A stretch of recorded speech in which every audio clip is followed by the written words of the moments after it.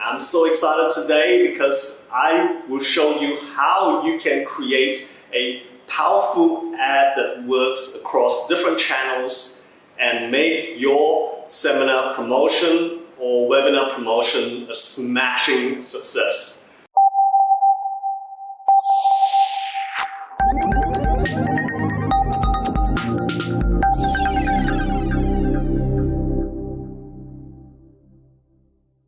So let's get into these 4 elements. The first element you need to have is to have an engaging headline. So when we're talking about Facebook ads and I'm talking about headlines, I'm not talking about the bold text below the image or video. I'm talking about the text right above the image or the video. In that part, you really need to engage your audience. So if you don't engage your audience with an attention-grabbing headline, you are gonna lose them. And by attention-grabbing headline, I don't mean to use fire emojis and all that kind of stuff. While that stuff might work a little bit, what's more important is that you are able to grab their attention by communicating their pains and desires and what they ultimately want. Make that big promise in your headline. Now, once you do that, the second part is where I want you to walk with them. So what do I mean by that? I want you to be able to empathize with them in the second part of your ad. Side note, this applies to video ads as well, not just text ads. Alright, coming back to it, what we want to do here is we want to show your prospects that you understand their pains, their needs, and the challenges. You understand what keeps them awake at night. So the more you can demonstrate that you understand them, the more likely they are gonna basically take that next step with you, which is to sign up for your event. So the third thing you need to do is to offer them your solution.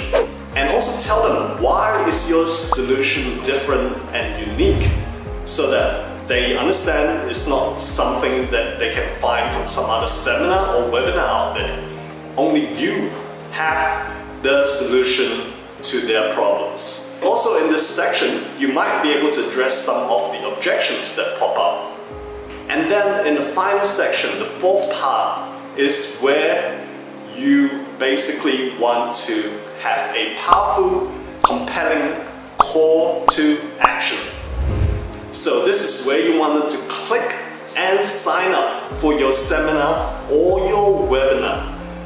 Now you can use time scarcity, you can use quantity scarcity.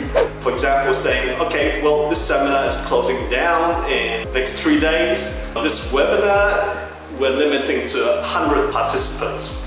So those scarcity things, make sure it's true, okay? Don't make fake ones. Those scarcity things will compel people to act now. And the other thing you can do in this section as well is to tell them what is a possible compelling future if they actually sign up for your event. What will they learn and how their lives might look like versus if they don't. So a bit of future pacing there, which will help them to create that desire to want to sign up for your event.